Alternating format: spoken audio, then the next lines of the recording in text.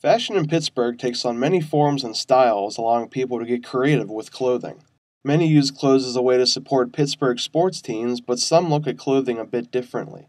For these people, there are vintage clothing shops for which Pittsburgh has become a beacon for, the most famous being Yesterday's News on East Carson and Charisma Vintage in Greensburg. Besides the famous shops, there are several vintage store startups that hold their own unique flair.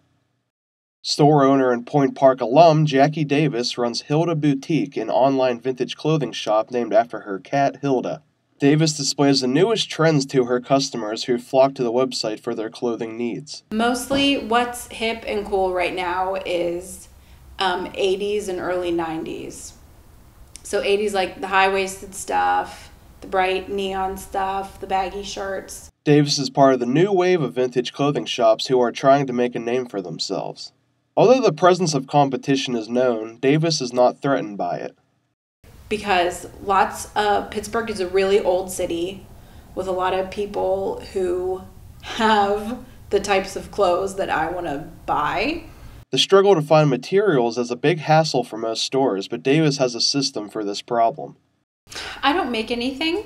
The vintage stuff that I buy, it's good this time of year because people are doing their spring cleaning out their closets. They'll have yard sales are great. One thing for sure is that vintage clothing and Pittsburgh have a bright future together. To visit Hilda Boutique, visit hilda.com. This is Mark McCurdy for the Point Park News Service.